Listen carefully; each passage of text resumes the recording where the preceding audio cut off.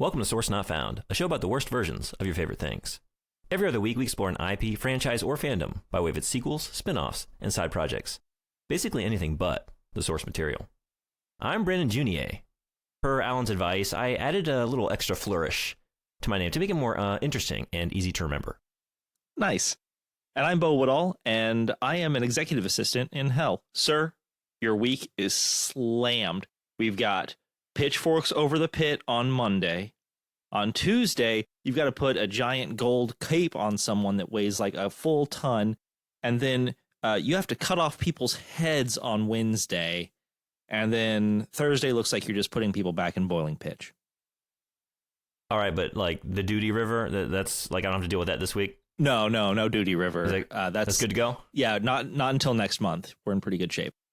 Then there have been worse weeks. Yeah. So this week we are covering New Year's Revelations. This time, instead of, going to the hell that was the video game Bible Adventures, we're going to regular hell. We read a Dante's reimagining of Dante's Inferno by Larry Niven and Jerry Pournelle, Inferno, released in 1976. This book was something special. But before we get into it, Brandon, I do have a question for you, my friend. What you got? What is your experience with Christian literature? So we're not talking straight scripture, Bible. I don't know, the Gnostic Gospels, the lost teachings of Jesus, shit like that. No, I'm talking more like Milton and Dante. Yeah, I mean, we can just get right into it. I never read the Divine Comedy. Somehow, just it's funny. Like we've talked before about being English majors, right? Yep. And then people just like assume that we've just read everything sometimes. And every once in a while, I almost feel like a little bit of embarrassment when like something comes up and they're like, so how do you feel about this classic? And I'm just like, oh, somehow I made it through without dealing with that one. Yeah. So I only read that recently, and not even the entire work of Dante, just Inferno, just the first of the trilogy. Not Paradiso, just in preparation. Purgatorio, I think, for the other two.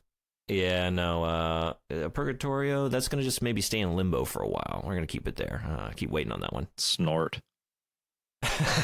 So, aside from that, also mentioned before, right, like English major, also religious studies major, a lot of overlap there.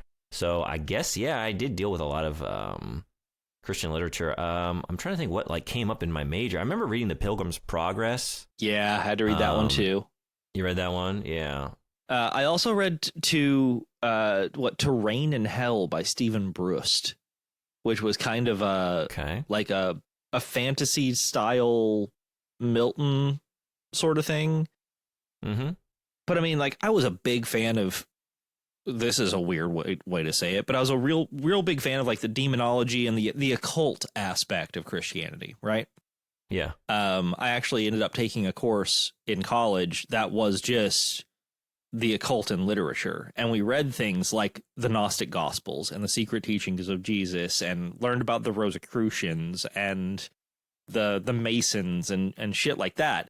Like it all fascinated me. Yeah. I ended up writing like a 40-page paper on just all of the different angels that are not mentioned in the Bible. There are so many. One for each bone in your body. There's an angel. And then you get into the archangels like Uriel and Raphael and, all the more common ones like Michael. But I always found it incredibly fascinating, both the demonology aspect of it, looking at how demons and hell and devils, and they seemed to be different things, demons and devils, were portrayed in literature. And, I've already mentioned in the past, like I was a big urban fantasy fan. Mm-hmm. If you gave me a book that took place in the modern world that had vampires and ghosts and shit, I was probably into it a little bit. And more often than not, by about book 5, all of those series end up introducing either angels or devils or demons or something like that. Like they run out of the cryptids. So they're like, well, fuck, let's get Jesus-y with it. And here's Samael, or, oh, look, Judas never actually died. He's been living this whole fucking time and he's a supervillain effectively. Shit like that. We're hunting down the Spear of Destiny. And then I also loved like the Constantine graphic novels, which go really hard to the paint. Oh yeah. And some of the darker aspects of that stuff. But it's so prevalent in fantasy because a lot of fantasy writers either use it as allegory or use characters directly pulled from religio mythology, right? Right. Not just Christian, but also, Buddhist, Hindu, Shintoism, anything that has a deity or a concept of an afterlife or no concept of an afterlife for that matter, normally can be pulled from and plugged into fantasy novels. That's a good point. And there's a lot of inherent power in all these icons, these characters, these mythologies. And they're so ubiquitous, right? Ingrained in Western culture to a certain degree that you can often just sort of use it as a shortcut, or sort of you can assume a lot of knowledge on the part of the reader or the audience for having some conception of what they are. It allows you to just get right into some deeper aspects of that, or maybe play with it, deconstruct it a little bit, which is a nice segue into, because I mean, this book we're talking about today, it does that to a certain degree, although it is still beholden to Dante's conception of hell. Right. This is some hardcore meta Christian fantasy. Right. Like they mention the fact that this is all based around Dante. Yeah, I mean, in the authors afterward, they basically refer to it as a sequel. Yeah, kind of. Dante's Inferno. And it is as such. I mean, Dante's work, you mentioned it getting meta with it. I mean, it's referenced continually throughout this book. And it definitely takes liberties with the source material, but it also mentions Dante's shortcomings, which that's a wild thing to do as an author. That's like if all of a sudden fucking Lin-Manuel Miranda came out and been like, look, Shakespeare was really cool, but look what I did better. Got some shit wrong. I'm here to correct the record. Yeah, that's a called shot you can't shoot. Well, it's a brazen move, but they, and they have a brazen, pretty arrogant, pretentious main character for us to sort of shepherd us through that reconception of Dante. Very, very much. And I got to be honest, I mentioned I just read through that thing, and it's a personal problem, I'm sure, but I struggled. This book? I struggled. No, with Dante. Oh, with Dante. Yeah, I did too. Well, so they mention in this book, and we'll get into the book whole cloth here in a second, but they do mention in the book, like, Dante talks a lot about people that are important in his time and his life. He talks a lot about Italians. And you know what? We don't fucking care about those dudes now. 80% of them are absolutely unimportant in the grand scheme of history. Like, some of them were merchants that, like, cut their books a little bit, or, a priest who did this that's now unimportant because history looks for big rocks thrown in ponds. And that's about it. Right. And it's just, that work is it's all references. Yeah. Oops, all literary allusions. Yeah. It's like trying to read Ready Player One in like 3248. Right. Or even this book in Inferno. I mean, the thing is, we're talking about referencing things of your own time, which I think it's not a knock against the original work. I mean, that was part of Dante's purpose. Like, I'm writing in the sort of layman's Italian, the common vernacular. Right. Not in the Latin of the time. Right. I'm getting to the people. And to talk to the people and reference things that maybe they know and things that are important in their own time, I think is perfectly fine for work. And this happens in this book as well. We're going to meet characters that, you might think they have lasting sort of cultural power because they were major forces in history, or, their stories are well known. But in the grand scheme of things, removed a couple centuries from now, how many of them? Probably none that we meet in this book. I do have to say this book is almost 50 years old. Right. And I think even now, like, if we were to talk to some Zoomers, like, tell me what you know about Benito Mussolini. Right. You know what I mean? Or like Billy the Kid. I think Billy the Kid holds up. They might know the name. Billy the Kid holds up, I think. I would like to, that would be an interesting, like, talk to the passerby on the street. Like, tell me what you know about Billy the Kid. Because I imagine it wouldn't be much other than, maybe, I don't know, troublemaker in he was in the Wild West, right? Yeah, you know. Yeah. But is there much more you need to know about him in this book? Well, that's the thing. It's assuming kind of what I just talked about, what we talked about with Christian symbology as well. You assume some knowledge on the part of the audience, and it allows you to just sort of shortcut a lot of exposition or place setting and get right to, like, Billy the Kid. Even if you don't know much, he's this kind of character, and now here he is, and he's doing stuff that kind of would sync up with what you know about him, and we're in it, and it works for us in this time, in this era, but, give it another few generations, it won't anymore, I would imagine. I don't think that's a story that's going to stand the test of time. I don't know. Especially outside of America, right? That's an American figure. I would definitely, be curious to know. Definitely outside of America, Right? I think it would be a struggle. I don't know. There's part of me who just thinks, like, yes, Billy the Kid is infamous, but he's also romantic.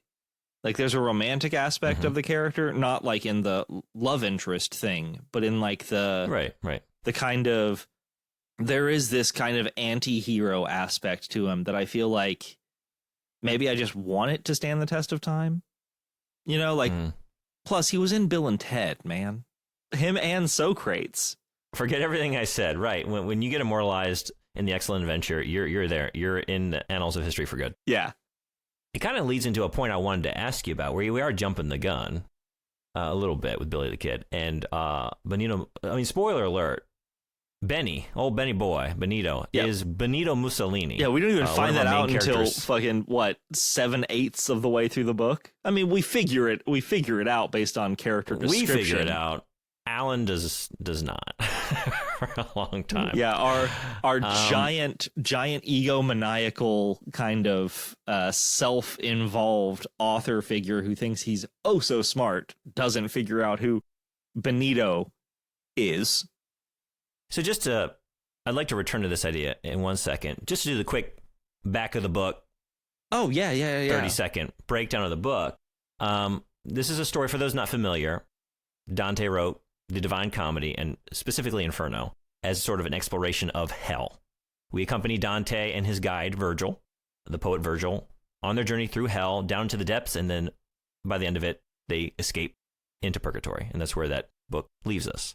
And this sequel of sorts to Dante's Inferno has us following Alan Carpentier. I want to say, is that the pronunciation we're going for? I figured it was like a play on the Alighieri, right? Sort of an Italian flourish. Maybe. It's actually Alan Carpenter, but he threw an I in there just to dress himself up a little bit, right? I'm not kidding. I worked on pronouncing his last name for a good 20 minutes today, 30 minutes. Just like, okay, so Carpenter. Carpentier?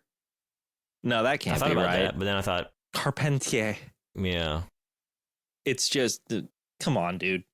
It's funny because he says, like, I changed it, when I became an author to make it more interesting, right? Easy to remember. And I'm just thinking, like, I don't know. For me, like, Alan Carpenter, that's a pretty good name. It's pretty good. He pulled a Joe Dirt. Like, sometimes I add an E to it and I pronounce it Dierte, and it sounds pretty good. Dierte. It is a Joe Dierte. That's what's happening here. So we got Alan Carpentier. He's at a sort of sci-fi convention, right, or a sci-fi writers convention. Mm-hmm. Mixing up with the fans, getting drunk as he is often doing, being kind of egged on and bought free drinks by his fans. And he topples over off a building. Because of Isaac Asimov. Fucking loved that point. Like, Isaac Asimov walks in the room and everybody forgets that Alan even exists. And he's like, well, fuck, I'm just going to pound half this bottle of rum. And then he chokes on it, leans over to clear his throat, and falls 8 stories. Yeah. And we've already blown it on the 30-second. Yeah, we always do. I'm incapable of doing this. I love any good new sort of description of bad booze. It was like drinking flaming battery acid. There was no pleasure in it. I'd regret this tomorrow. Yeah, you would. Just a good line, and the bottle was half empty when my gag reflex cut in and spilled used rum into my nose, like, and sinuses. Oh, just anytime you can sort of put me in that awful. Yeah, that's a bad scene. That's a bad scene. It's a bad scene, but it's good writing. That is something we have to say. Before we get into like the story structure and stuff, this book is written well. Yes. Like, very well. We have read well. We have read other books on the podcast. We've read other books, this book is written very well. This is doing for books, for literature to us, what Castlevania did for games. Like, okay. Oh, wait. Okay. There are easy. good things in this medium. Okay. I was going to say, like, I don't know if I'd put it on the same level as Castlevania 64 in comparison to Bible Adventures, but it's certainly the best written book I think we have certainly talked about on the podcast so far. Absolutely. So we are accompanying Alan on his journey through hell and his attempt to escape. And he is immediately accompanied by a character that is referred to by his first name through most of the book. And then eventually we get the revelation it's Benito Mussolini.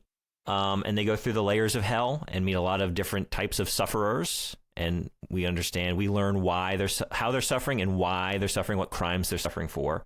We meet a lot of the denizens of hell, the demons, the different sort of bureaucracies set up. I loved the red tape in hell. I can't wait to we're going to dive deep into a few of these portions because some of these segments are so good. And then we also pick up along the way Billy the Kid, and then an astronaut, Jerry Corbett. And then at the end of it, let's cover the end when we get there because there's a lot to talk about with the ending. Yeah, the end happens real fast, real quick. It does. So to just return to the point, because we were on an idea there for a second. We were talking about the assumed knowledge or the cultural capital of certain figures or symbols, right?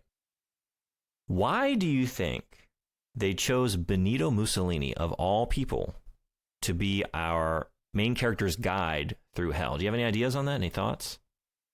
So my thought is that they wanted to upset expectations, for one. Mm-hmm. Right. Yeah. In the original work, we have the poet Virgil, who is only in hell because he lived before the coming of Christ. Correct. But he didn't really commit any wrongdoing in his life, so he's just sort of stuck there in limbo. I think they chose Mussolini because at the time it was written, I think he was a redeemable war criminal to them, maybe. Like, you can't choose Stalin, you can't choose Hitler. Benny even says, like, Stalin killed 10 million peasants. Like, that's not great. Oh, do you mean during the one chapter that's basically just his defense of fascism? Yeah. His defense from of the dictator's perspective, right? His defense of fascism, but also his understanding of why he was wrong. Like, I think that's what it was, is that they chose a bad man who they could redeem in fiction through hell. I think that's how the end had to take place. And, obviously we'll get to it, but you had to have someone who belonged in hell. You couldn't do the Virgil thing again of someone who was like a unfortunate bystander of belief. Like Benito Mussolini knew he belonged in hell, and he knew what circle he belonged in. Mm-hmm. But they gave us a very interesting guide because they made him redeemable. And I don't know necessarily how that makes me feel as a person or as a reader, but it did make for a lot more narrative tension than I expected to get. Because we know from the beginning he's Benito Mussolini because it fucking says so on the back of the book. With the strong square jaw and the paunch and everything. Yeah. Yeah, we know what's happening here. We had a similar idea then, and I was curious. I'm glad to hear your thoughts on that because I was wondering about this.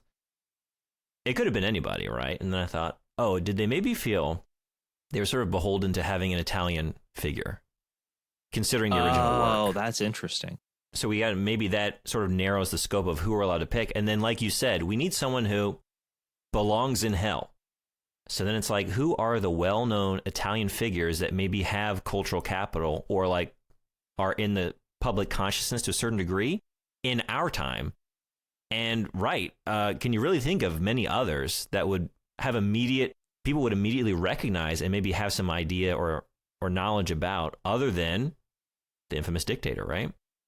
And the thing is, you just brought it up, right? This wouldn't have worked with Hitler. You could not have sort of an almost buddy journey. A buddy comedy with Hitler. Adolf Hitler. No.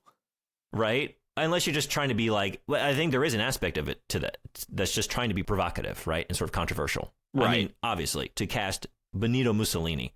Well, I mean, there are moments where the dictator becomes the dictator yet again. Mm-hmm. Like, one of the things that happens in this book that I love so very much is that people are basically always hoisted upon their own petards. Mm-hmm. Mussolini is not. Like, he gets the gravitas and the leadership vibe that you would expect from, fuck me, a fascist dictator.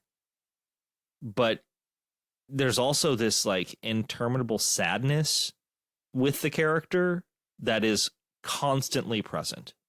Like, if he does the dictator thing, if he shows that level of power and like commandeers a social interaction, as soon as it's over, his shoulders slump and he gets sad and he's just tired. Mm-hmm. I think that is a very, very interesting thing. And I didn't even think about the idea of purely choosing an Italian for the Dante aspect. I was just looking at basically people we know are bad or were bad when they were living. Sure. Yeah, I guess I couldn't help wondering, thinking like, because it could be anybody, like just the number of people you could see popping up in hell and being suited to the role of a guide through hell. I wouldn't immediately think about picking Benito Mussolini, right? Of all the people you could possibly pick and hope to reform and maybe bring the audience around to sort of feeling some investment in, you know? Right. There are characters that would not be as much of a leap as him. I thought about that, and I thought about the fact that we all recognize, okay, bad dictator on the wrong side of that, the Second World War. Most of us would agree, and yet his crimes maybe aren't as well known, right? It's like maybe again to go to the passerby in the street, like, what do you know about Billy the Kid? What do you know about Mussolini? It's like, oh, bad guy, buddy with Hitler, invented fascism, maybe. Right? And it's like, if you are a Libyan, if you are an Ethiopian, if you are aware of the genocide that they committed in that era, you got thoughts on him. But for a lot of us, right, his crimes are not as synonymous as the Holocaust would be with Hitler, right? Correct. One and the same. There's some distance. There's a knowledge gap there, which I think allows them an opening to sort of get in there and use him as a vehicle for what they choose to do with him, right?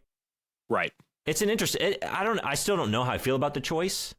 It's good writing. It's a well written character, and they pull the pathos out of him, and you know what I mean? Yeah. I mean, that's the thing is, like, I would have been disappointed if they just like made Dante the guide, like made Dante the new Virgil, because poet, writer. I'd be disappointed in Dante. What are you doing here? Did you not Dude, learn you anything know your on way your first out. You wrote the map. You are Rand McNally of hell. Like, Jesus. Yeah. But I don't know. There was a big part of me that wanted someone more unintentionally in hell as the guide. But then you have, maybe this is why it is so interesting to me, or why the Benito Mussolini like characterization and choice kind of worked. You can't have two people, like the two main characters, you can't have them both feel victimized, right? Mm-hmm. Like, Alan doesn't know well, for one, he doesn't know where the fuck he is because he is so self-involved. But he's in Inferno land. Yeah, man, that pissed me. We'll get into it in a second. Yeah. But you can't have two people who don't think they belong there, right? Like, that would be boring as shit. Just two people bitching about the injustice of where they have been put. Instead, you have someone who not only the reader knows should be in hell, but also the character knows he should be as well. Sure. And that is why the choice works for me. Yeah. I think. Yeah, I don't even mean it didn't work. I continued to wonder about it throughout, but it does set up opportunities. It also sets up the opportunity when Alan is confronted with knowing his identity and decides to cast him into the pit of fire. Right. And then is faced with the fact, like, I have betrayed my benefactor. There wouldn't be any inherent dramatic tension or any weight to that choice if it were a more redeemable or understandable character. The whole reason, right, for Alan's betrayal was, oh my God, this whole time I've been my guide, my most trusted compatriot in this journey has been this murderous dictator. And now I'm faced with that. And what do I do about that? How do I navigate that situation? Let's hold off on going more deeply into this, because I really want to talk about the Bolgia that he is cast into and why that choice was made. But we may need to wait on that a little bit.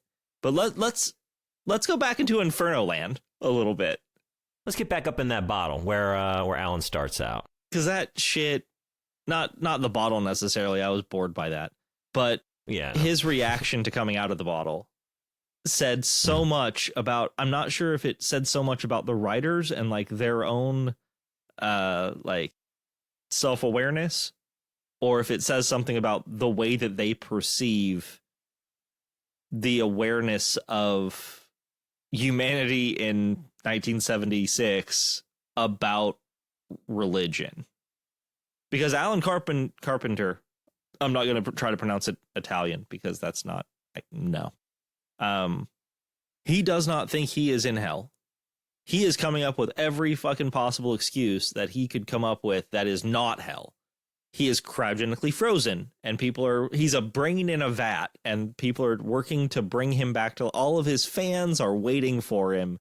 Like, the level of delusion the man has is massive. Mm-hmm. And then he starts to think that it's a theme park, despite the fact that he's in the vestibule of hell. If anyone is familiar with Dante, he's in the lobby, and he's like, hey, you know what? I'll just turn around and run and get over this wall over here, get out of hell. There we go. Mm-hmm. But space-time folds, and he can't get any closer to that wall. Well, he seems to put distance between himself and his origin point coming out of the bottle, but never gets any closer to the wall, right? Because the return back takes him time. Which, to say, Benito Mussolini lets him out of the bottle. He's been like corked up here for who knows even how long. He's sort of like outside of time, just sort of existing in this limbo state for a long time until he's uncorked and let out into the vestibule. And Benito's with him for the remainder. I struggle with the entire first and into the second segment of this book, because it's just a delusional, egomaniacal man not facing up to all of the evidence in front of him and his own fallacies, his own weaknesses, his own problems.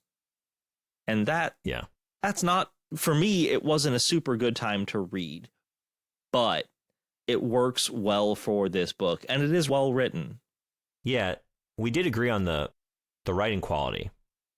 I will say in the first part, because for me as well, the first third of this book, I kind of went back and forth. Like, I don't know if I'm going to like this. And there were brief moments of like excitement and intelligence and clever turns on. I mean, I look at this kind of like, Oh Brother, Where Art Thou? Yeah, and like what they did to the Odyssey, right? It's not a replacement for it, but it's like, oh, I kind of wonder how they're going to deal with this next circle of hell, right? And there are some really clever sort of, they cleverly defy expectations. I agree. And there is that, but I also think the writing quality, it kind of lagged in this first part, and just from the outset, call me Alan Carpentier. It's the name I wrote under, and someone will remember it. I was one of the best known science fiction. I mean, that's our introduction. He's such a dickhead. Anytime you have when you have the main character directly, not even just breaking the fourth wall, but just like, hi, this is my name. This is what I do. This is who I am. Like, it reminds me of the kinds of stories I wrote in like 6th grade. Yeah. Where it's like, I'm your main character, and this is what I like, and this is what I do. I'm like, oh, God, is this how we're going to start this book? Thankfully, we get away from that very quickly. Yeah. And it's not a big deal. But at first I was like, man, this is going to get so tedious because this trope when it's like the person who doesn't accept reality, and we just have to kind of like sit with, we know where we are, we know we're in hell, and we got to sit with you as you just continue to deny it for hundreds of pages. But the fact that he was a science fiction writer and his like explanations get so increasingly outlandish. Yeah. Like one of them, he has the idea of like, I'm in a theme park and it's like these intergalactic, like maybe build the forces, these builders. Capital B builders. Yeah. Capital B builders. Like, do the builders have a time camera? Physical principles unknown, but to recreate Petrie, they have to be able to photograph the past. So we give them that and the space warping fields and the genetic engineering that created Minos and freed Carpentier from the need to eat or drink or sleep, and the weather control and the reducing mass of people in the winds and the engineering technology that built Inferno Land itself. I'm like, I'm here for this because it just gets wackier and wackier as he has to keep doing like more sort of mental gymnastics to sort of maintain the illusion of what's around him. And the fact that his arrogant nature becomes the butt of so many jokes, and he is constantly, they have fun with him. They do end up as having they develop him as a character. As a lot that is what made that first third be like the first couple of chapters I really struggled with. I was like, I think I may hate the main character of this book, and not in a fun like love to hate him, hate to love him sort of thing. I think I just don't like him at all. He's just uninteresting to me. I'm with you. But as they kept moving forward, and I don't know if this is pushing too far in the first part, but his plan is to build a fucking glider and fly out. Yeah. And Benito actually says, okay, I'll help you build this thing. And after it fails, can you please listen to me? Like, it's not just, he's not just a naysayer. He's not just negative. He is hell weary. Like, I have seen everyone try everything.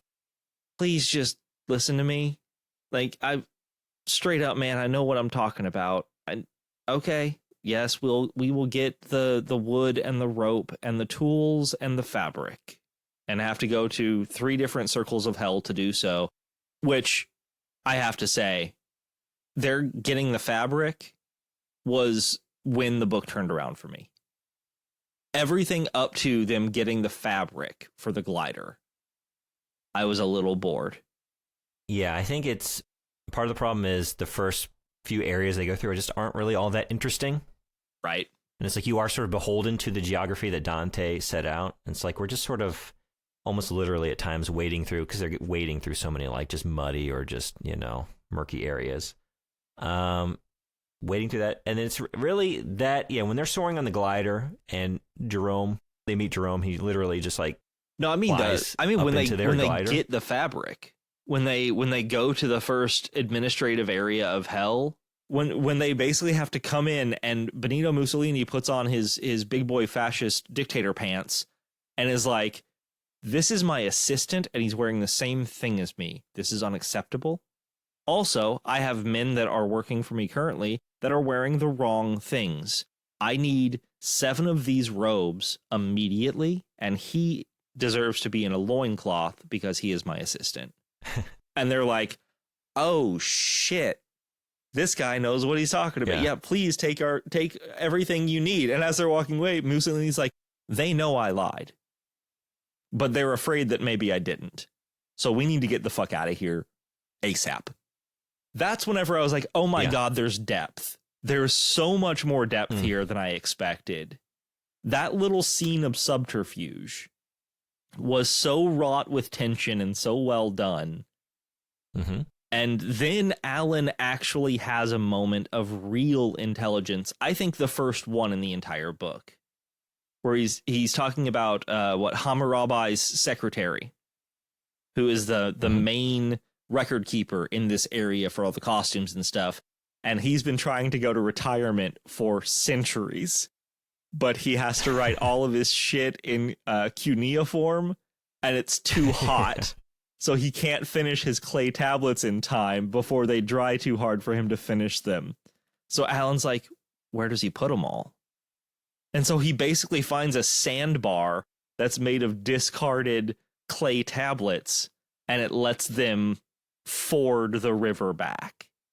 Like, Mm-hmm. That is so incredibly well done, giving us the tension, letting Alan redeem himself a little bit from being such a little shit. That's when the book turned for me into something so much more than what I thought it was going to be. I feel that. Yeah, I love that scene too. I guess what I meant was the glider scene. From then on, I was in completely. Like there were still a couple sections that, that didn't quite hit for me. Sure. I think that was a major turning point, but that's not to say that before that there weren't some fantastic happenings or like encounters or sections. That's one of them. I like even earlier meeting Minos. That was this fun. Big giant bovine. Yeah, it's a fun, the Judge of the Dead. And he's got this sort of like infinitely long tail, and he's just sort of flinging them off to different sections of hell. For me, it was the first real example of Benito being Benito and being like, Minos being like, "You're back here again. What are you doing?" And Benito just looking at him being like, "It has been willed for me to do so. You have no power to stop me." Looking at what is probably the second most powerful figure in hell. Well, maybe third. You've got God, Lucifer, and then Minos. But I mean, Minos is able to basically, if you do something that would cause you to be in a circle of hell, Minos's tail will show up and fucking yank your ass back to where you belong. Out of nowhere, he gets Billy the Kid. Yeah, later on. That's a cool moment. The danger in a tale like this, in a sort of linear journey. Tail, really? Where I just said tail. God damn it, Brandon. Come on. That's right. It was right there. You could have said yarn, story, anything other than tale. Odyssey. Yeah. Is that sometimes it's the danger of we're so focused on like, okay, what's the next encounter? And then the one after that. And it's sort of a series of self-contained encounters that you kind of lose sight of an overarching plot, or sure. Yeah. There's not as many like sinews and like things tethering them all together. But this one does it well. You are constantly reminded of hell's geography and the interconnectedness of it all, because Minos's tail shows up, or you have a character. We steal some tools from a character over here to build the glider, and then later on, she's at the place with the fabric, trying to fill out forms to replace her tools, right? And just it does that so well. Yeah, and then we get to the lovely glider flight and the meeting of Jerry Corbett.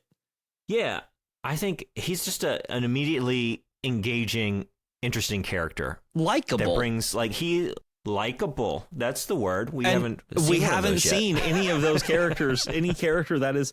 And him and Billy the Kid are both incredibly likable characters in hell. Yes. They're the only two. And in Jerome's case, I don't know how much, he's maybe obscuring what he actually did in his mortal life, but he was just lustful, right? He's just lustful, kind of like a philanderer. Yeah. But no like serious crimes, at least not compared to like the rest of the cast. Yeah. Let's completely also, different. Maybe this is an interesting way to go through it. Let's also talk about with Jerry. Like, let's talk about his full like run through, because he had some wild shit. Jerry, like, he takes over the glider, lets them know that he used to be a pilot. The glider crashes and stuff. He tells us that he's a philanderer and stuff, or that he women liked him, I think is what he said. That's how he puts it. Yes. And he kind of like winks as he says that, right? With just a boyish charm. Later on, we get to the deeper circles of hell involving the seducers and the rapists and things like that. And Benito implies, like, have you ever drugged a woman, or given her too many drinks, or this, that, the other? And again, likable Jerry Corbett. Why would I need to do that? Like, I've never needed to. And then come to find out, like, he was actually seduced into that lifestyle by someone. Mm-hmm. Like, we find someone in the seducers Bolgia, right, who basically made him what he was, kind of. And he still questions if he should go back to her or not. Like, the depth they put in a tertiary character through that is so good. I agree. The entire time his sin is pride. Like, I think that is the point that we're supposed to get from him, is not that he was lustful, even though that is the circle of hell that he was sent to. It's that he was prideful. He was the only example of pride that we saw. And doesn't Benito, someone states it outright, right? His pride was the reason he's sent back. Yeah. Yeah, where he just actually, of his own accord, says, I cannot take it down here. I don't belong here. I'm going back to my circle of hell. Yeah. This is too much. This is not my scene. It's easy to, there's some just great moments, and that's one, right? And that's, for me, like I said, when the book really got going, was the glider ride. But I don't want to, it's easy to forget. There are so many just small little snapshots along the way. And I just want to highlight two that happened just before the glider scene. Because they're, again, we just keep talking about like fun or interesting ways to sort of play with expectations or conceptions about certain sins. Right. One being gluttony, right? If we would probably, it would be easy to just lapse into cliches throughout this entire book. What do we expect in the gluttony ring? Okay, people overeating, right? Oh, God, that is a pretty good scene. Jan Petrie, the health nut. Yeah. Right? And he's so just livid still. Like, I did everything right. I exercised all the time. I just ate greens and whatever. What am I doing here? And, and he says, I'm no glutton, at which Benito shakes his head very sadly. Gluttony is too much attention to the things of the earth, especially in the matter of diet. It is the obsession that matters, not the quantity. Right. Like, oh, that's a very good line. It's a very clever take on that concept. There's that one, and then there's my personal favorite. When they run into the hoarders and the misers, and they meet Alistair Toomey, the book collector. Oh, God, that was so good. It's so good, right? Basically, Alan has heard of Alistair Toomey. Everyone who is a book collector has heard of Alistair Toomey. To their rage and sorrow, he had spent a considerable inheritance on books, all kinds of books. And much of what he owned had been unique and irreplaceable. And he'd kept them all in a huge barn that he managed to hang on to somehow. Because he spent all of his money on books, there was no money left to take care of them, so they moldered in the barn. Rats and insects got into them. Rain dripped through the roof. If he'd just sold a few of them, he would have been able to take care of the rest. But he didn't. And then they just Alan confronts him I guess I don't have to ask why you're here. In which he says, I was both a hoarder and a waster. He recognizes it, right? And he just keeps talking to himself as they leave, but what could I have sold? Not the complete analog collection, not the Alice in Wonderland. It was autographed. Yeah, it's very, just very a great good interaction, a great scene. And I will get into this, I guess, when we decide whether we want to source this or not. But it's not a replacement for Dante by any stretch. You would have to just read that. And I don't even know if I recommend that you do. I guess it would just really depend on how invested you are in really seeking out the classics of literature and working through the canon. But if you're just interested in kind of getting a sense of what each circle is like and a very good encapsulation of certain sins and things that are being punished in hell, these do it so well. Yeah, this does a great job. Genuine, that's just such a self-contained, a page of interaction and dialogue, and just a well-described, just to encapsulate the idea of hoarding. I think that's where this book took off for me. And I mean that both literally and figuratively, because the glider is basically when it starts. But the book after the glider and its crash becomes a series of vignettes describing what the punishment is for its connected sin and how that is going to affect our characters. We do not see a single sin that doesn't in some way mentally affect a character. And that is very fascinating and very well written and very well done. So let's get into that, because there's a bunch. So basically we get the glider crash, right? As Benito knew. Expected. They try and ride these updrafts. The thermals. From the heat. and get over the wall. Only reason I knew what a thermal was, Animorphs. Okay. This kind of thing immediately makes sense to me as a gamer because so many games make use of this, right? Right. Like having some glider mechanism above you and looking for the big swirling thermals, updrafts, catching those. They all get really fucked up from the crash. That's another thing in hell. Oh, right. Yeah. You always heal. You do heal quickly, but they get some grisly. This book gets a little grisly at times. It's very gory with some of the injuries they sustain and some of the tortures that we see. And just, you always heal so that you're ready for another bout of pain. Well, they also talk about how some people heal faster than others, which is never clarified as to why. I assume it's in the sequel. When the glider crashes, they are approaching Dees, right? Mm-hmm. The red hot gates and the burning tombs for, I think, the heretics. That's what we're dealing with here. And I loved the fact that the heretics, like, they walk up to one of the tombs and a ghost pops out and is like, I was buried in a green place by this one place doing the thing, completely still non-believing that they are in hell. I thought that was very, very clever and interesting. Speaking of the tombs. Yeah. What is their beef with Vonnegut? Dude, I laughed so fucking hard because that shows up at the end of a page. You see the first version of So It Goes. They're wandering through the maze of tombs and they see a blinking tomb. So it goes. And I'm just like immediately like, oh, I know who this is. The last 3 lines of page 111 are just so it goes. And I'm like, fuck me. They're going to make fun of Vonnegut? You can't make fun of Vonnegut. And they lambast the fuck out of him. They destroy him. And I'm like, oh my God, I kind of want his writing, but his illustrations. All of it. And I was like, man, I love Vonnegut. And everything. Though. Yeah, they make a point. Is this because I was looking into this, like, is there something more to this? And I don't know if this is what was going on with the 2 authors of this book, but there seems to be, in certain circles, a lot of science fiction authors sort of had a problem with how much Vonnegut tried to distance himself from the genre.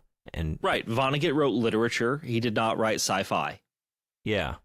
And a lot of his stuff, I would call it sci-fi. He wouldn't. And maybe they had a problem with that. I don't know if that's a part of it. Which I completely understand why he would do that, especially like when he was coming up, right? Like, oh, I don't want to be pigeonholed as, one of those, like, well, because people didn't respect the genre. Yeah, I don't think he considered anything he wrote as genre fiction because it encompassed so many genres. Like, sure. Sirens of Titan takes place in space, but I don't consider it necessarily a space opera or science fiction book. It's not about the space, it's about the people. Yeah, I just mean it. You can make a case because if not him, then you could probably strike a lot of other works off the list that sure. we would probably. But it's not even, important to me in that aspect of it. I was just curious what's going on here. Are they just? I don't know. They went at him. They went at him to make hard. The heretical nature of him wasn't because it was because he invented his own religions. That was yeah. That scene was really, really interesting. It made me do a double take because I was like, so it goes. I know what this is, but then for a second, like, oh, are we doing something with like L. Ron Hubbard or something? Because like, okay, that makes more sense to me. Yeah, me too. Here. But yeah, go after Dianetics. Don't go after fucking Slaughterhouse-5, please. It was just like, again, with the same thing with Mussolini. It's like, could have been anybody, could have done anything with this opportunity, and we don't have a lot of this. Like, we don't have we have historical figures, but not like contemporary. I mean, a contemporary author putting him down here. Well, my thing was these two. Was he even dead in 76? He died in 2007. Yeah, and they're just like, that's what I'm talking about. Like, contemporary author that's still working. And they're like, well, we got a tomb waiting for him in hell, motherfucker. You're going down real hard. So it goes. I don't know. That was very interesting, and I laughed really hard. But yeah, we get the tombs, and then there are a couple truly nightmarish areas in this book. I mean, the whole thing is hell, but some of them really stand out. Okay, I'm excited for this. Go ahead. I'm very excited to see which one hits you first. Lake of Boiling Blood, where they meet Billy the Kid. The Violent. It's all these people just like boiling alive. Well, they're waist deep in this lake of blood, and they are surrounded. That's not the worst part, though, for me. No, we're getting, but everyone, so they are corralled into this lake. The shore is lined with guards pulled out of every historical era and armed with weaponry from every historical era. And every time they try and get up on the shore, they're just like mowed down, like severed at the waist. They just like flop down into the blood and boil until they heal. And they just try it again. And then in the middle of the lake, which to Alan looks like an island and is an island. It is an island. Find out it is a mass of humanity. And just you have this constant raging battle of everyone trying to get up on the top of this island of humans. Oh. And then the ones that are up there trying to maintain their spot is that what, on said island. Is that what it... Okay, I misunderstood, I guess. Because based on Billy's description, the island was judges and lawyers. Right. And they would pop out, and the people on the island, it was their job to beat the fuck out of them and put them back in the ground. Getting higher on the island, I didn't think meant anything. I thought the island was just punishment for the people who put violent people back on the street. And so they put like the stronger, violent folk who were willing to kill on the island to take care of, to basically constantly batter and send these people back into the ground of the island. Well, what I was saying, like everyone who's coming out of the lake was trying to get on the island, right? And they were fighting over getting on top, right? No, I don't think so. Did I misunderstand that? I thought were they not getting up on top of this island of people? I thought the island was made of lawyers and judges and stuff, right? Yeah. They made the landmass. The people on the island were separate from the landmass. The people the people on the island were the violent. But I took it as you could make your way out of the lake of blood onto the island if you were willing to kill. If someone gave up their right, that's what I mean, because Billy gives up his spot. So that's what I meant in terms of you have this constant sort of raging fighting over getting up, keeping someone off, keeping your spot on the island. Oh, see, so my understanding of it was that, and this comes into play much later on in the story, the island was for the worst of the perpetrators. It wasn't a reprieve.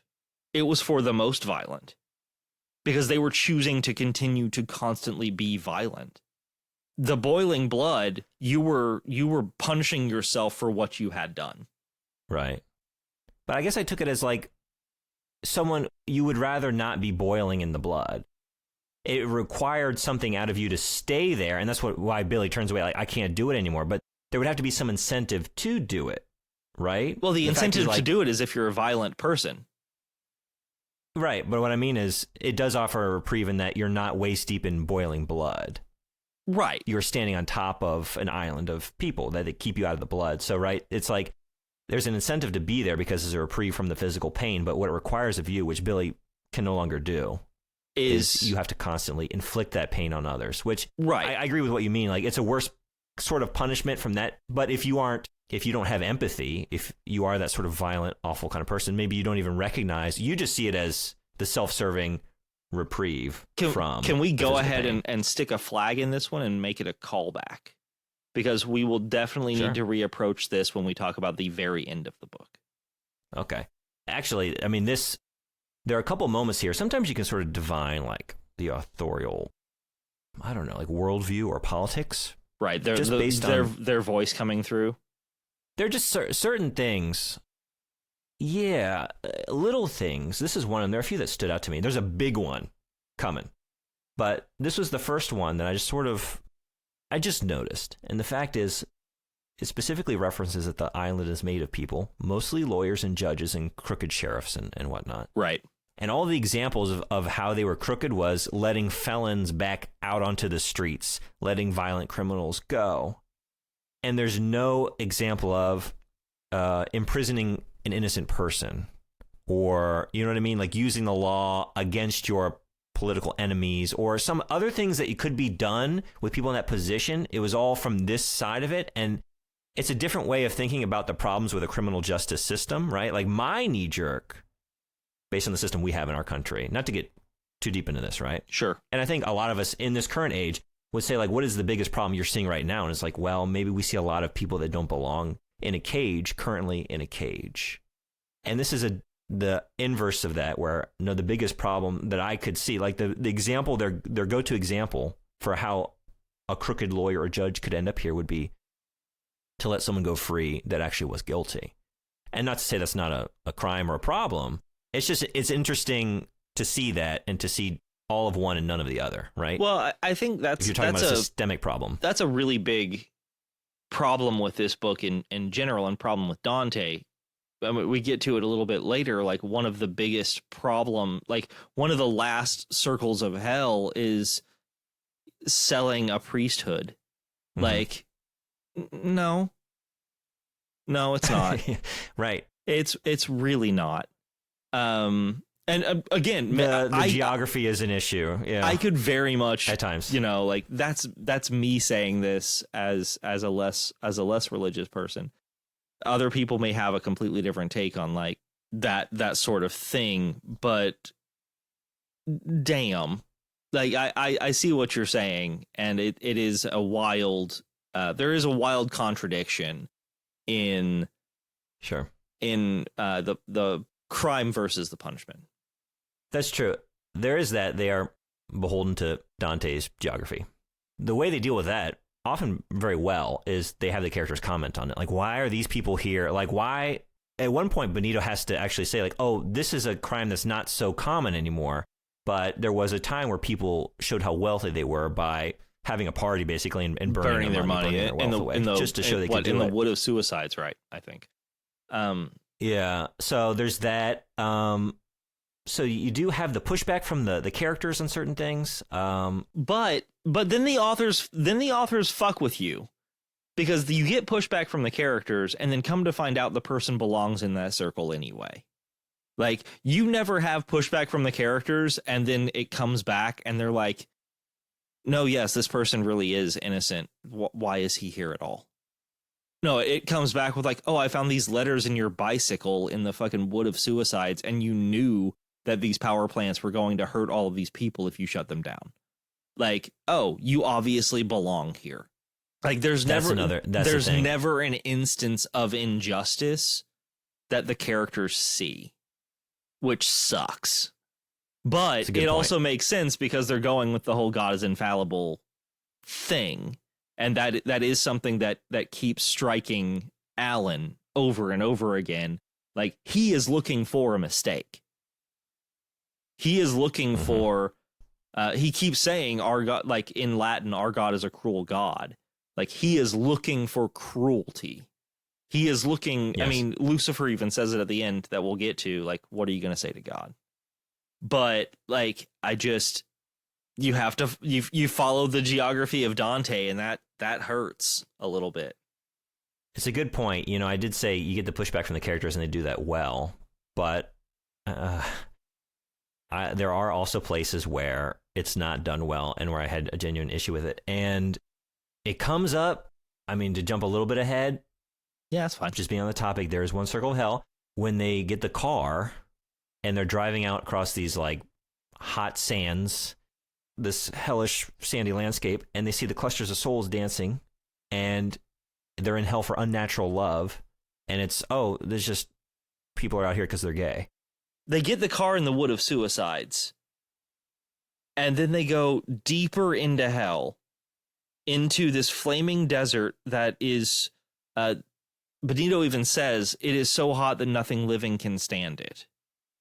There's like embers falling from the sky, and they'll burn like straight through your skin. Right. Yes. And they're like, Corbett's driving the car through, and Alan is having to manually mess with the gas intake because the car is possessed by the Wood of Suicides. and they're driving through the desert. And yeah, he says, like, what are these people here for? And Benito's like, unnatural love, woman with woman, man with man. You know how it is. And Alan's like, what? This lady that is constantly on fire is being tortured forever because she's a lesbian, I think is actually what he says at one point. Yeah, and he's like, it's no surprise to me that God's justice and mine didn't agree. And so you do have him sort of, you know what I mean, pushing back on that, but you nailed it a minute ago. And this is the problem with this. It's an outlier. Because, to give it this much credit at least, there's no additional like, oh, but yeah, they deserve to be here.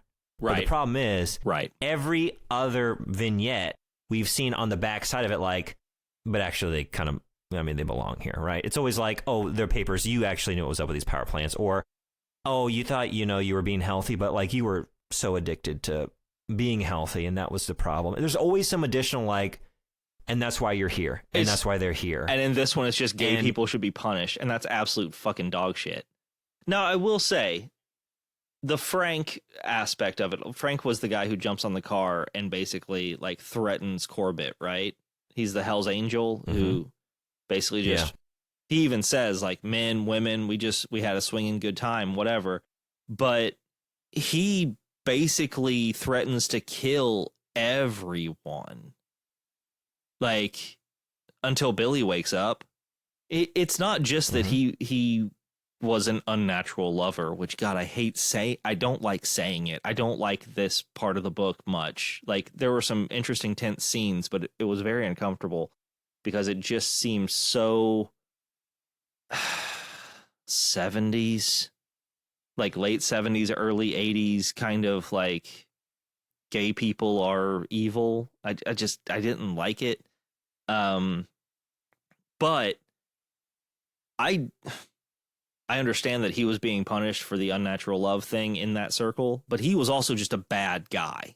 And again, we get to this much further after we get past the bulges, and we'll come back to this a little bit for just a moment. But yeah, this was the first area of hell where I was like, okay, this one is not as well written or as clear cut as it could be. But let's move past it because I do want to come back to it very, very briefly at the end. We jump right into the bulges, right? Because they meet Garyon and he takes them to the bulges. We start hitting the real dark parts of hell. So let's kind of mow through these vignette by vignette. Oh, do you mow through them when everyone's wading through duty water? Yeah, I was gonna say, do you have any favorites? I mean, you mentioned it before. This is another one. Like, you got the advertisers down below the rapists, but again, you're just. I was gonna say it wasn't for me. It wasn't just the advertisers. He called them seducers, right? Flatterers. No, the seducers were getting whipped constantly. That was where we get Jerry Corbett's former lover. The flatterers. With the second anus, right? With the second anus as the mouth. Literally. They're talking shit constantly. Yeah. It's a funny scene, though. They're like, it's a very funny scene. Down in the just... How I can see how much damage a flatterer in power could do. We have seen it in politics a lot. Someone who just yes ands constantly, causing widespread destruction, despair, death. Like, flattering someone so much or giving someone so much leeway that they become more evil than they are. I don't know. I don't think it's I'm with you. It's not. It certainly should have gone up several circles. It certainly shouldn't be in the same conversation as like rapists, but man. Yeah, I agree. And also, those aren't the examples they use. Again, they use advertisers. They make choices. They're up above on this bridge. Everyone else is down in the shit. And they hear this just explosion of voices rising up to them. Just, the wet head is dead. Aren't you glad you used dial? Don't you wish everybody did? I'm Glenda. Fly me.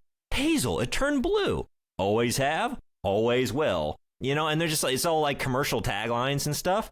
And it's like, that's supposed to encapsulate what they did that was so horrible, like to get people to buy products they didn't need. I was frustrated at that because I wanted to see an Iago.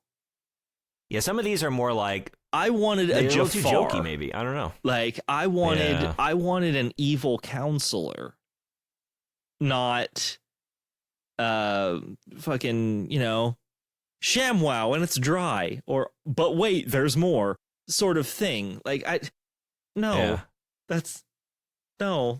like that. Like, God, imagining if every person in marketing went to hell for doing their job. Like, just because you make a good tagline doesn't necessarily mean that you're lying to the public. Yeah, again, we keep coming back to the inherent sort of contradiction or just problem of you're beholden to this geography. Yeah. This is the sequence of layers that you have going through hell, but you're trying to treat each like specific layer, like from the author's perspective. What can I do with this? How can I make this interesting or funny? Is it going to be a jokier segment? Is it going to have some, am I going to turn it on its head? I'm surprised they tried to make it funnier. It just seems such a that's the thing. When you do weird that thing. If you're, maybe some of them do lend themselves to being more jokey than others, right? I think this is a funny turn on the concept of flattery and like having these advertisers literally talking shit. And it's just like a self-contained funny thing. But the thing is, it in the context of it, like we've gotten like serious. We've gotten like, we've had layers of hell where we're treating them more like these people deserve to be there. This is like an apt punishment. And so, right, it goes back and forth. It tries to do both at the same time, and it just gets a little messy in some of these areas. Literally, it's just this one just it felt like a part of the book that should have been in the first part of the book, right? But they needed a comedic break because it got so dark at the end of the book. It was just plugged in. Like, I understand that we're going by Dante's geography, and that is questionable at best. But even the punishment of having an ass for a mouth is not being constantly burned alive or constantly killed and then re-killed and then re-killed for eternity. Like, instead, you're just talking shit. Like, I didn't understand the placement of this one. And I guess I found myself wondering, like this to me felt like it belonged up near the front end, where like when we're getting to the bureaucracy and they're filling out 9 pages of forms, and then it's like, why do we have to fill out all these forms for the same thing? And they're all like, every form is a different sort of, it's a remixed copy of the form, and one of them just says destroy, and they literally have to fill it out, and you just toss it in the wastebasket, and it explodes. And it felt like Gilliam's Brazil, a favorite film of mine, just like a nightmarish funny take on horrific bureaucracy. And if it was up there around that, like, I wouldn't even be, I wouldn't have batted an eye at this. Yeah, but would there have been too much comedy in that part? Well, that's the thing. Like, again, it's just, there's all these sort of conflicts, and I guess I admire it, like, as someone who's dabbled in a bit of writing. It's a huge challenge that they've taken on to try and keep it consistent with the source material that they're sequelizing. But then sort of do their own spin on it, like have a sense of pacing, so you're not too front heavy on the humor and too back heavy on the horror, right? It's paced well. It runs into these problem areas, I think, right? Because of that. I don't know that there's any getting around it. I don't think there is. No. I mean, I like stuff with rough edges in my entertainment. I do. Sure. I mean, the conversation we're having now, right? There's just so much to like talk through, and trying to understand from both like what the authors are trying to do with this and like what it is as a reader experience. So I don't know. There was that one. I like the idea of he meets his former teacher. Alan does. Oh, right. She's down there like she's a witch. She's a prophet. She wrote off.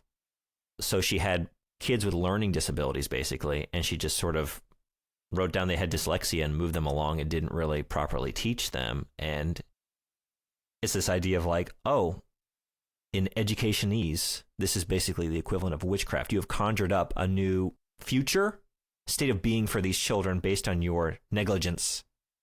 Yeah, I thought that was going to hit you pretty. I thought that one was going to get you. When I read that, I was like, got me as a teacher. Brandon's going to have something to say about this one. Yeah, that one hurt. It stood out. Mm-hmm. Yeah, but a very clever spin on the idea of witchcraft. One note, we talked about Alan like being a kind of a dickhead, kind of. He is. And how they have fun with that. And when he meets his teacher, I just thought this was a funny interaction. You know, he's just sort of really dismayed about seeing his teacher in this condition. Like, she doesn't deserve to be here. She didn't really do anything all that bad. And Billy's still with him at this point, and he's kind of horrified that, you know, Alan is criticizing God, and asks him, how would you implement your judgment on God himself? To which Alan says, by withholding my worship. Yeah. Benito, do you realize that the God you worship keeps a private torture chamber? Hardly private. Private or public, the God Alan Carpentier worships will have to meet higher standards than that. Yeah. It's just well-written characters. The ego of faith-based deities, right? Yeah. That's something that he really kind of wants to weaponize. So going from there, we got what the thieves are so that's just it's cinematic, but there's not much there. They just bite each other and take each other's shapes and turn into snakes and lizards. Neat. Yeah, I guess just before that, let's get the pitchfork, right? Yeah.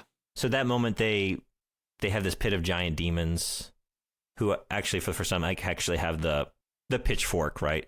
Right. The sort of the archetype of the hellish demon, playing them alive, just really nasty stuff here, and they all sort of like make a break for it and topple one over, and Billy kind of hangs back to get the pitchfork to go in for the kill for whatever reason, and they all sort of swarm on him and get him as Alan and Benito escape and fall down a cliff and get smashed at the bottom and just lie there healing. And then this is again where we mentioned it earlier, the Minos tail comes in and grabs Billy and pulls him back to the boiling blood, assumedly.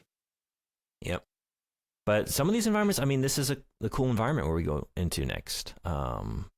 We have like all these big, just like giant ruined bridges, and we're told about how after being crucified, Christ came down here and tore down the great. It's very cinematic. The great gate, and yeah, it is cinematic. It's well written. We've already talked about Benito's fascism thing, and old boy Alan tossing him in the pit to become a fire again. And honestly, that scene was less than I thought it was going to be. Like, he gets thrown into the pit of what bad counselors? Is that what? No, not bad counselors. Maybe that's what it was. I'm trying to remember the exact name, but right. Basically, he hears these voices. They're like British soldiers hollering up, like, "Oh, I firebombed Dresden. If I'm down here, you better get Mussolini down here. Yeah. Are you an American?" He can like hear Alan's accent. It's like, "You're an American. You should be throwing him down here with us." He uses the Italian World War II slang toward Mussolini. Like, it was just, yeah, it was fine. And after that, the next section is what I was talking about with the buying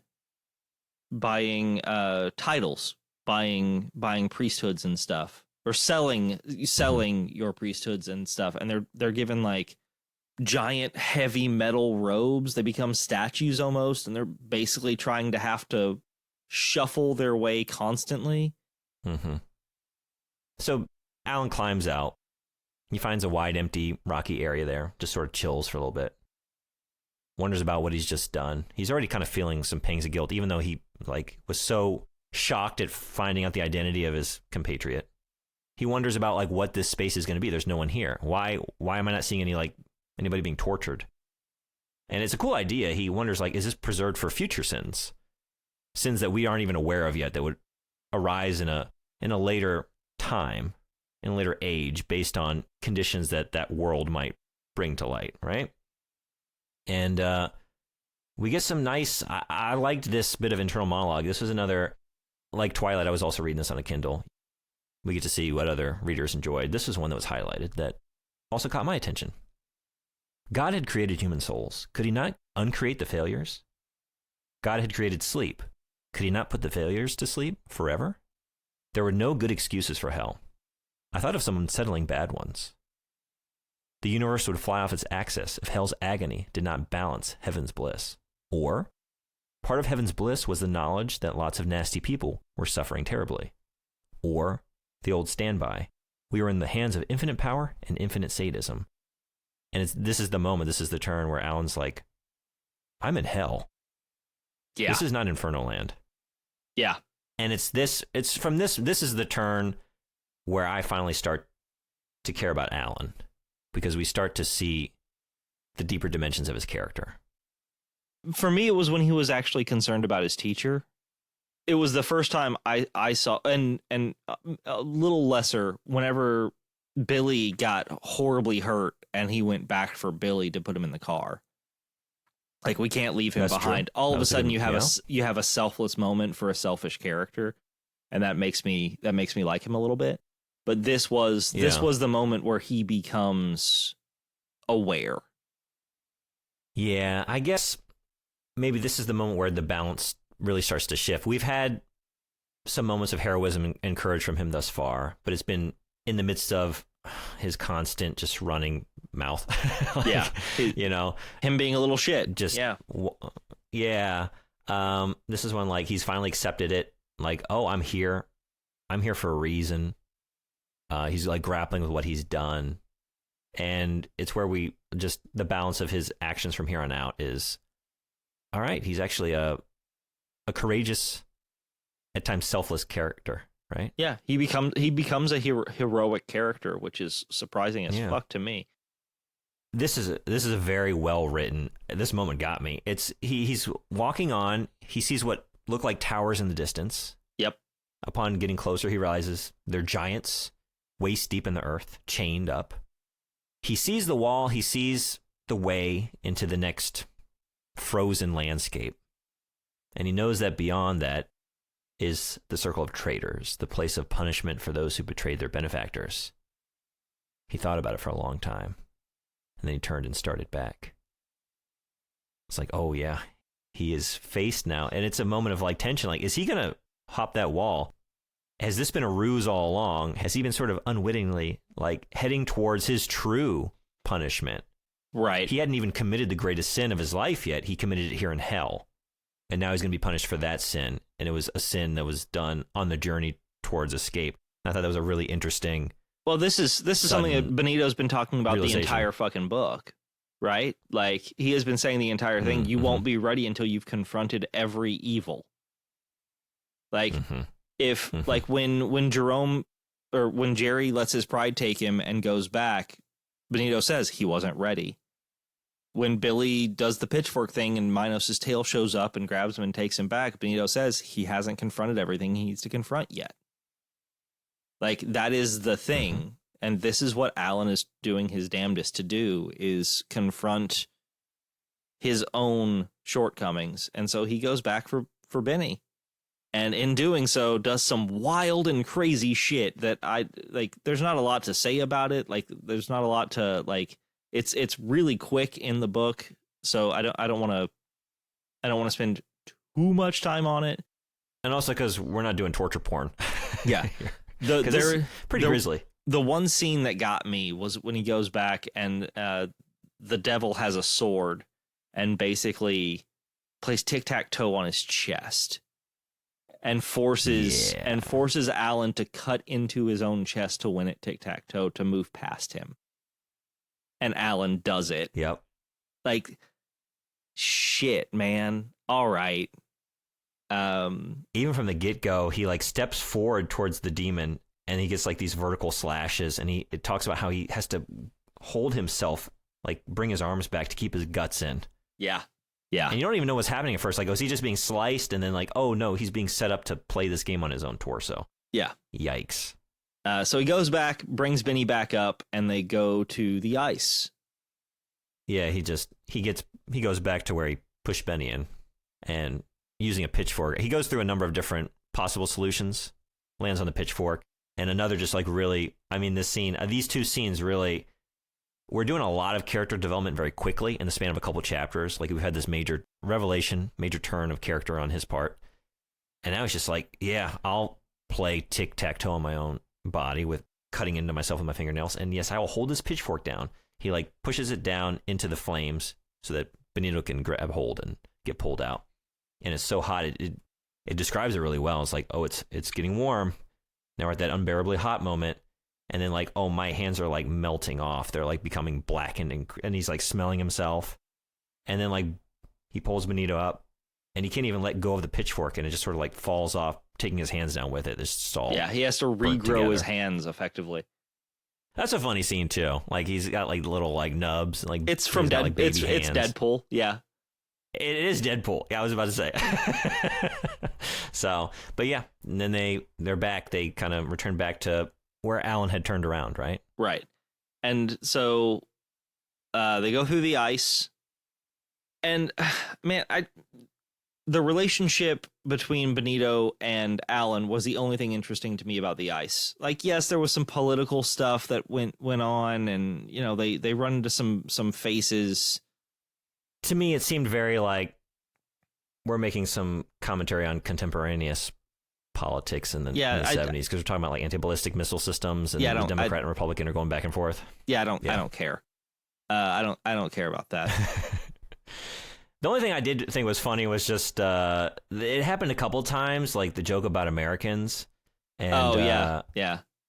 I was gonna say, I actually had something to say about this, but we've been so fucking lost in the woods a couple of times that I've missed it. But they mentioned the fact that Dante sees so many Italians, and the Benito even has a moment of pure shock and a little bit of disgust when he's like, well, yeah, whenever I was with Franz Kafka, we saw a lot of Germans.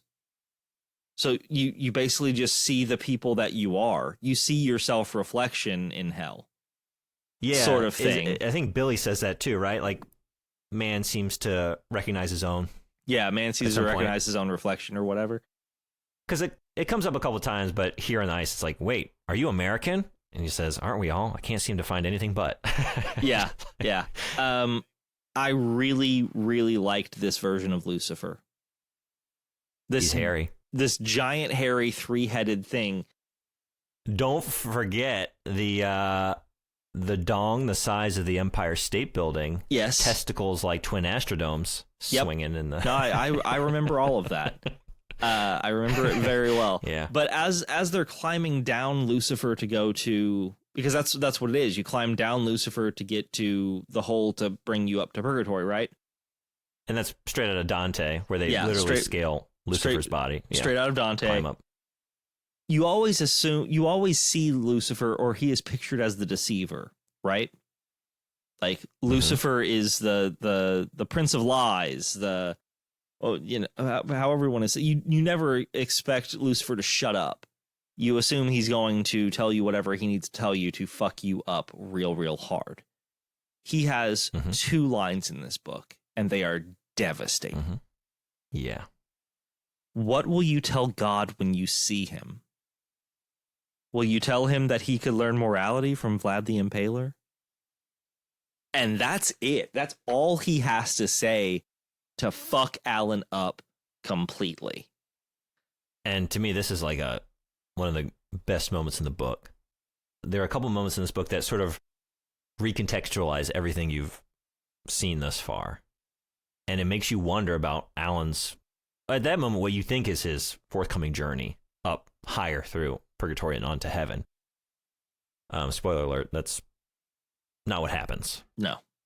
At least not yet. But it made me wonder about Lucifer as the deceiver. It made me wonder about why Alan is being allowed to come this far. He is having a journey of self-discovery and repentance, right? But he's still being like, there are people sort of overseeing hell that could have stopped him. If they really tried, they could have stopped him, right?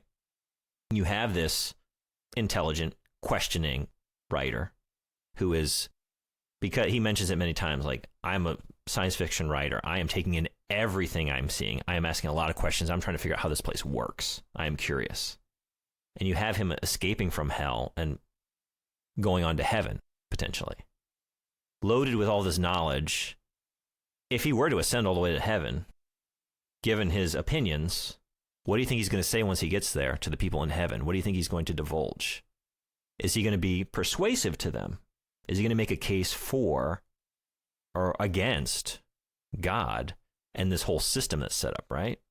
because the fact that he says, what will you tell God when you see him? Will you tell him that he could learn morality from Vlad the Impaler?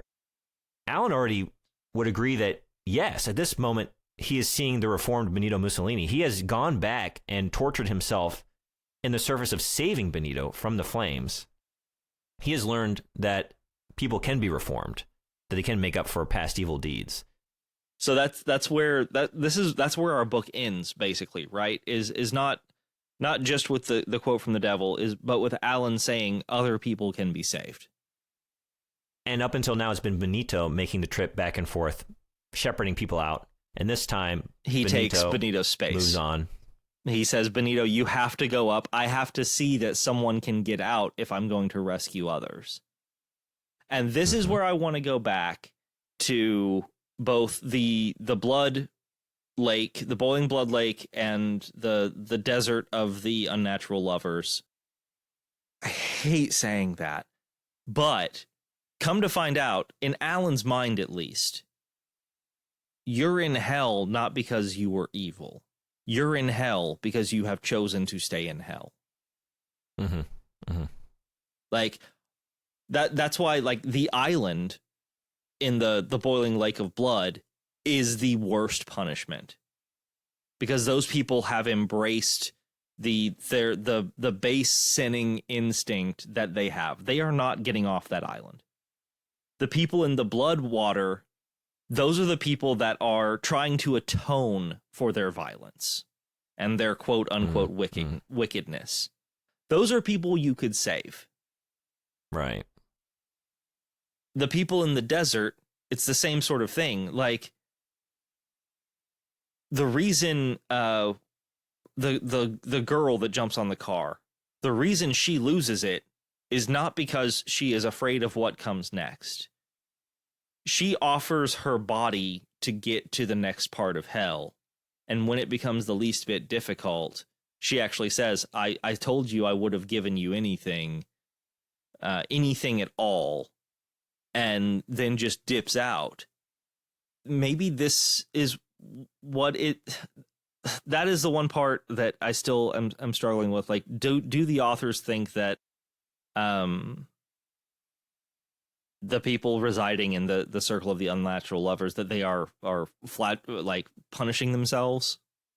Like, that part hurt me. Like, I didn't like that. That's a very bad thing, because society does that enough, I think.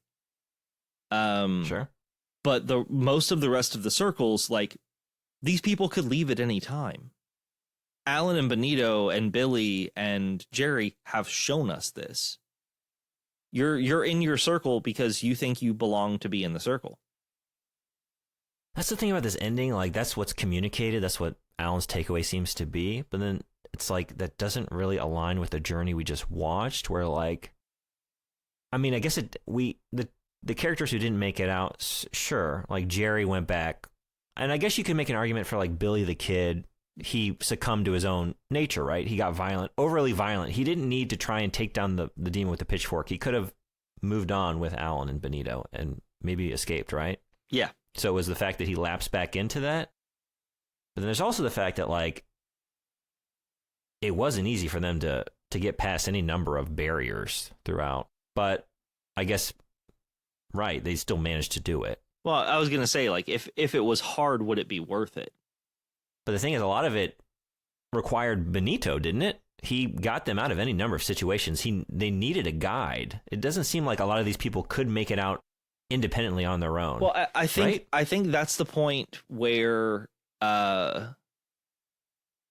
that's where Alan turns. That's when Alan turns around to go get Benito back. He makes it through 3 of the bulges by himself. It's just so much harder to do it by himself. That's true. He talks about how like Benito was a guiding force and could help him through the more difficult areas. Mm-hmm. And that's one of the reasons why he is willing to go back and save more people, which that's how the book ends, is him wanting to go back and save more people. But because now he knows the ins and the outs. He's watched Benito do it with him. He knows the things that works and the things that don't work. So everyone needs a guide necessarily for their first time. Yeah. But I mean, Alan's opinion is that everyone in hell could be saved. Right. Like Alan, at the end of this book, and this is the only thing about the end of the book that really just kind of pissed me off, is they set Alan up to be a messiah figure. Yeah. And he is the furthest thing from a messiah figure, except for the fact that he has gone through all of these tribulations. I agree. I wondered, like, I was willing to accept, because we had seen hints of it along the way, him going back for Billy during the car scene. Like, we had seen bits of heroism from him. We knew that he had a conscience and he had a sort of empathy for others around him. But we dial it up very quickly, where like, okay, we've done all this in service of Benito, and like, yeah, that was your guide, but on a certain level, you were sort of faced with this final barrier that you kind of knew you couldn't progress without having reformed this part of yourself. And then all of a sudden now we are faced with exiting hell and like, oh, actually, I'm going to just stay here and go back all the way through. And I don't know that I really bought it. I didn't buy it at all. Yeah. I mean, I understand the character setup. I understand what they want to do with it. Yeah, we needed more. You shifted from second gear to fifth. Yeah. Egotistical, like, wisecracking. He stayed egotistical and wisecracking for, 180 pages, and then he had 30 pages of hard character growth, and now he's a messiah figure.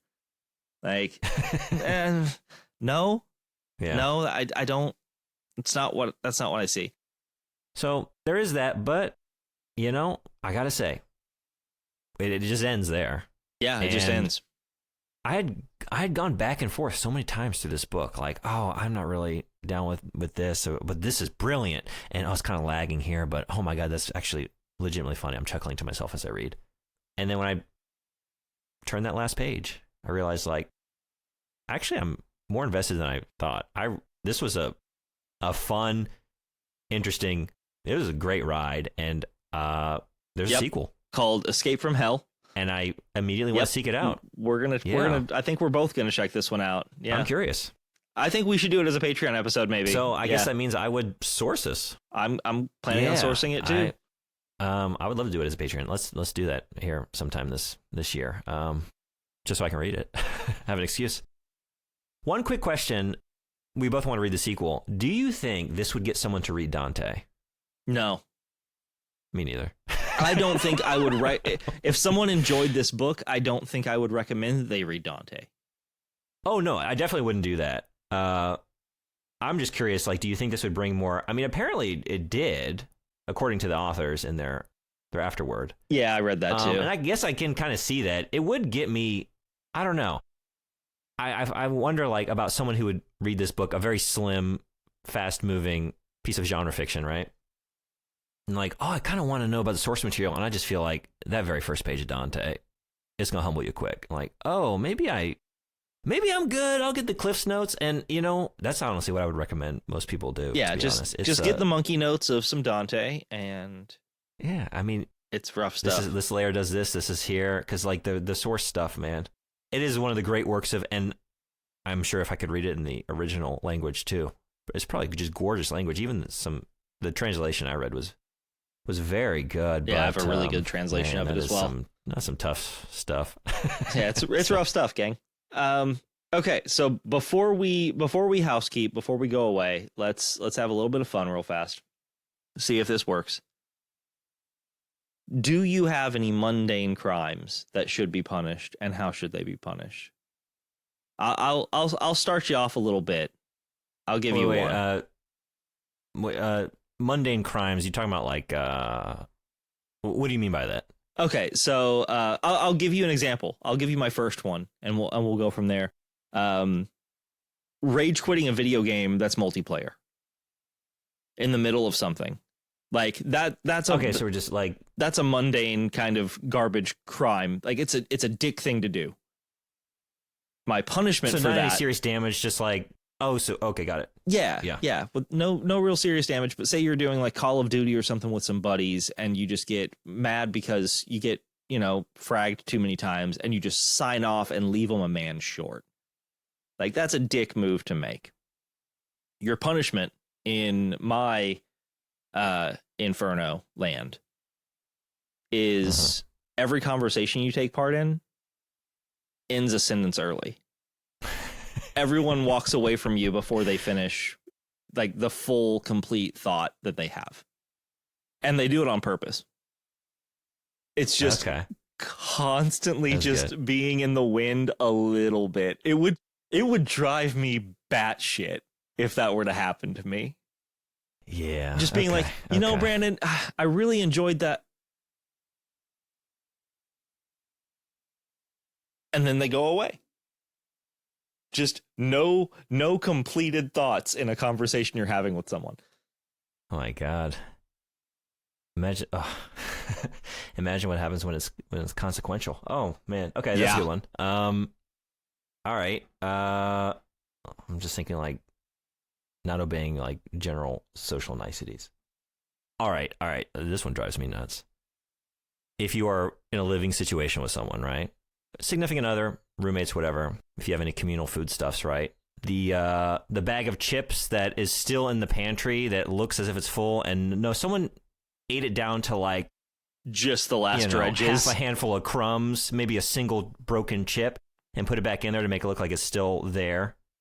Maybe because they didn't want to throw it out. Maybe just like, I don't know. I don't know the psychology of this person. They're trying to like not be the dick that ate the last chip, but like this is so much worse. Because I was just at the store. I thought we had chips. There are no chips. What is? No, should we throw them down in the in the shit river? This is not so mundane. I was gonna say, are they a hoarder / waster? They're a hoarder waster. They're both. They're hoarding the bag of chips, but they're wasting the space and your time by leaving just dredges. I don't have anything ready to go. I'm just trying to think like, okay, so it's something small. It is the mistaken perception of the size of something, maybe, right? Like you are not realizing that like this is so little chip that you're leaving for me. So what if I were to use something small to inflict outsized punishment? So like, what if it's no matter what, even if you take off all your clothing, it's that feeling of you got the tag, the rough, kind of just like constant irritability tag in the back of the collar, maybe of your shirt or like down at your waistband or just somewhere. I was thinking more of something that's like perception based. Like, okay, maybe like when you're eating something, you constantly miss your mouth. You're never able to take that last bite. It's like that scene in Airplane, I have a drinking problem. Yeah. And he just like brings up the glass of water and spills it over himself. Yeah, that's better because that's based in food, right? Or just constantly biting your own lip or, something like that. Or everything tastes like shit. Or I like the idea of you never actually being able to take the last bite of something. Like all you do is leave the last bite. That's so much better. So you just constantly can't have like that final moment of finishing a meal. That's perfect because that's actually got the built-in dramatic irony. It's directly you're related. Always, you're better at this game. You're always just a little hungry. Like, how good. Like you want that last bite of a meal so you're perfectly like sated and full, but you never get that last bite, so you're always just a little unfulfilled. Yep. That's gross. Yep. That sucks ass. That's horrible. Yeah, or you just like you got like a slice of pizza or just like a sub, and you're going for that last bite. You say maybe you like left the best, most delectable, like, oh, this is where the sun-dried tomatoes are really like bulked up in here, and then it slips through your fingers or whatever and drops to the ground, right? Yeah, so that was the bite. That was the bite to end all bites. Like the one super spicy Dorito. The one that has all that good flavor powder on it. Yeah. And all of a sudden it just drops into a puddle. All right. Yeah. You got any others? I've got one more, I think. Okay. That person who always says they know exactly what you're talking about. Like if you want to talk exactly what you're talking about. Yeah, I know you do. If you're like, hey man, do you ever listen to this band? Or have you ever read this book? And they're like, oh, yeah, I read it back in college. And the conversation ends. And you're like, Huh. Okay. I was hoping for something here. Yeah. I have it. Every person they talk to knows more about everything than they do. If they bring a subject up, they know less than the other person. By some weird, deific miracle, you could be a fucking Shakespeare scholar and you walk up and there's just a Shakespeare scholar who has 2 extra degrees that you don't have. And they know every line, baby. They knew Shakespeare. They hung out with him and Marlowe, and they had some fucking drinks together and stuff. Or even just like you're trying to talk about a play, it's like, oh no, I don't read his mass-produced plays. Like I only read his early stuff. Like you have to actually delve into his notebooks, and I like his unfinished shit. Have you not read his unreleased stuff? Oh yeah, in just the most belittling, dismissive, condescending way possible, right? That's the worst. That's some rough stuff. All right, that's a good one. It's probably just the most basic essay. The only other thing I'm thinking of here, not holding the door for someone coming in after you into the store or something. I have or just like making like you're I have a really good punishment for that, but it's also kind of evil. You just constantly walk. What do you got? You just constantly walk into plain glass, like just okay. Yeah. I was thinking something like that. Yeah. Just constantly you think that it's empty space and you just walk right into a plain glass window or sliding glass door or something like that.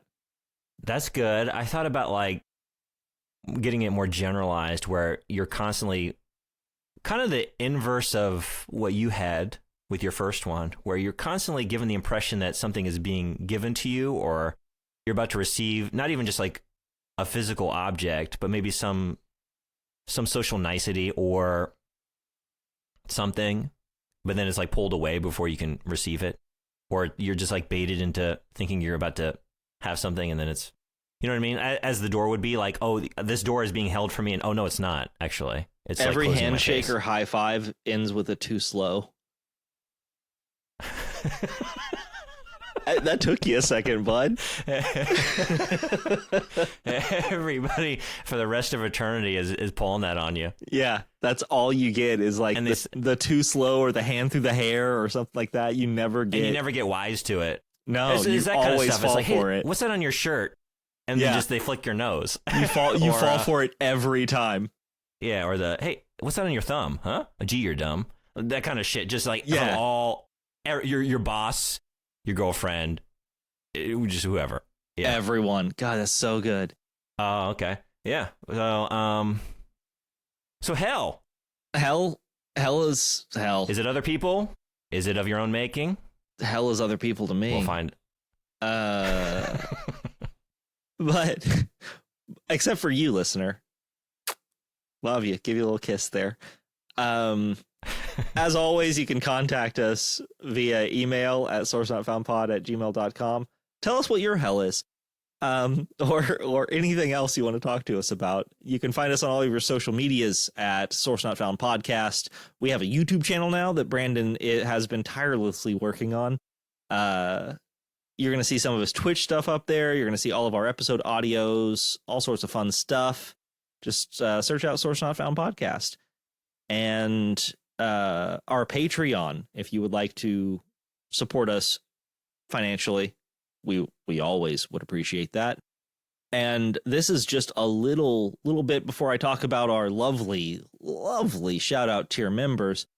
Get into that shout out tier fast, because starting February, shout out tier is going up. But anybody who gets in there before February, you get grandfathered in, baby. You get to sign that lovely clause a little early. Yeah, you get to be in the Founders Club. And bragging rights for all eternity. Yeah, and the people we've got a few people in there now. Brandon, who are those lovely people? We got Jacob Smedell, Susie Daggs, 13th Horseman, and Frederick Viberg Vorha. Friendship. And just personal plug, twitch.tv/LegionBug, LEJUNEBUG. If you come on by, Jankuary is coming to a close. We have finished our exploration of janky games. Now we're moving on to the romantic season. And if you're kind of curious about what we're talking about next, I might be playing a little game that we're going to be discussing here soon. Come by, see what it is. Or do we want to go ahead and say what's coming up in February? Should we just get to it? Yeah, sure. We're doing Leisure Suit Larry. Yeah, we are. I never played a Leisure Suit Larry game. How about you? No, I haven't. I'm very concerned, but also a little excited about it. So yeah, that's, guys, happy New Year's revelations. We went through hell and back for you. We did. And keep an eye on your toilets for those Freddy Kruegers, and watch out for any white vans with clowns in them. And if I may, as a note to Dante, I did rehearse a bit of verse. Today's sign-off has got me rhyming, some brief advice and rhythmic timing. When life gets you down, you gotta stay strong, even in the face of a building-sized devil dong. Stay climbing.